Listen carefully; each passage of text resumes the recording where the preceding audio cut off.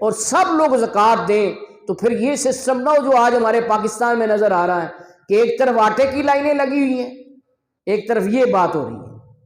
ٹھیک ہے نا، روٹی کے لیے لوگ در بدر پھر رہے ہیں، اور دوسری طرف وہ کافی کا ایک شاپ کھلتی ہے تو اس پہ لائنیں لگی ہوئی ہیں کہ جی وہ کافی کا ایک پیالہ پینا ہے تو پتہ نہیں وہ اس کا 1000 2000 پتہ نہیں کتنا 5000 بل ایک کپ کا کہتے ہیں، تو اس پہ بھی لائنیں لگی ہوئی ہیں۔ یعنی یہ کیوں اتنا بڑا فرق نظر آ رہا ہے، یہ تفاوت کیوں ہے؟ اس کی وجہ یہ ہے کہ لوگوں نے زکوٰۃ ادا نہیں کی۔ زکوٰۃ ادا کرتے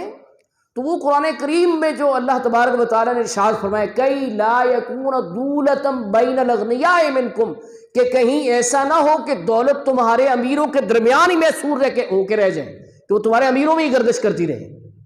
یعنی وہ پیسے سے پیسہ، جو کیپٹلزم سرمایہ دارانہ نظام میں کیا ہے، پیسے سے پیسہ بنائی جا رہے ہیں، لیکن اسلام یہ چاہتا ہے کہ یہ منی کی سرکولیشن ہو، یہ ڈمپ ہو کے نہ رہ جائے کسی ایک جگہ۔ یہ میں اکنامکس کی زبان میں بات کر رہا ہوں کہ سرکولیشن آف منی، رقم کی گردش جو ہے،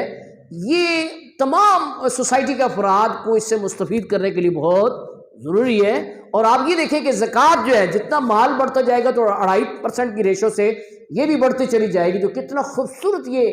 سسٹم ہے جس کی وجہ سے سوسائٹی کا ہر فرد اس سے مستفید ہو سکتا ہے، بشرطے کہ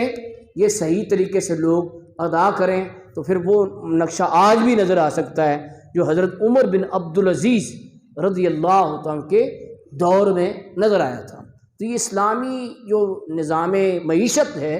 اس کا یہ ایک اہم اصول ہے کہ زکوٰۃ دی جائے اور زکوٰۃ کی پوری سوسائٹی میں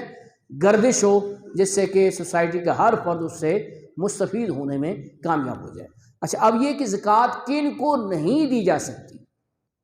کن کو؟ وہ سادات کرام ہیں۔ کیوں؟ جو سید زادے ہیں، نبی پاک صلی اللہ علیہ وسلم کی اولاد ہیں، ان کو یہ زکوٰۃ اس لیے نہیں دی جا سکتی کہ یہ زکوٰۃ مال کا میل ہے۔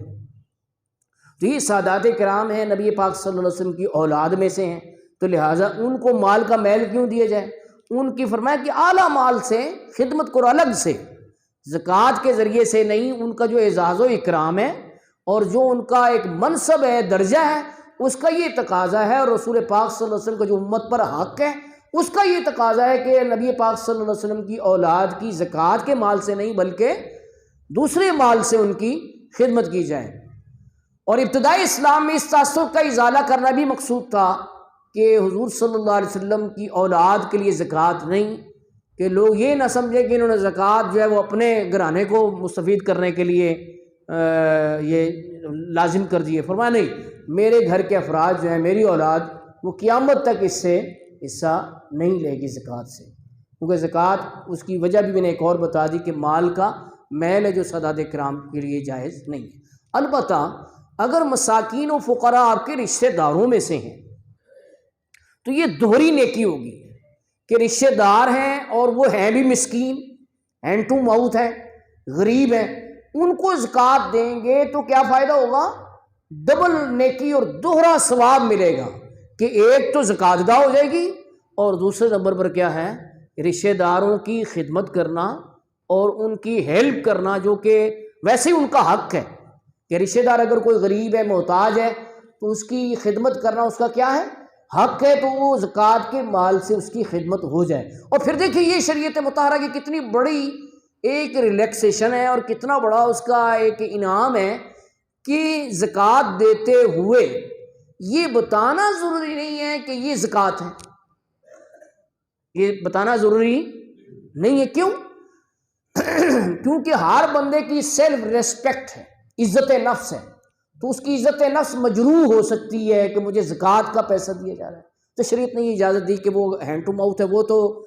گریز کرنے کی کوشش کریے گا، لیکن اگر آپ یہ سمجھتے ہیں کہ یہ زکوٰۃ کے مستحق میں فعال کر رہا ہے، یہ زکوٰۃ کے لیے حقدار ہے، تو آپ اس کو تحفہ کہہ کر بھی دے سکتے ہیں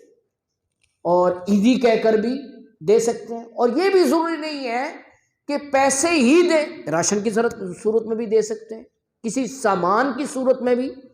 دے سکتے ہیں۔ یہ سب شریعت مطہرہ نے اجازت دی، اور خاص طور پر اس صورت میں جب رشتہ دار ہیں تو ان کو جب دینا ہے تو وہ ممکن ہے یہ کہیں کہ ہمارا تو علیحدہ سے حق ہے،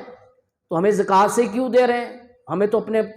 جو پاک مال ہے اس میں سے دیں، مال کی میل کیوں دے رہے ہیں؟ تو اس سے گلہ بن سکتا تھا، تو شریعت نے ایک سہولت دے دی کہ بتانا ضروری نہیں۔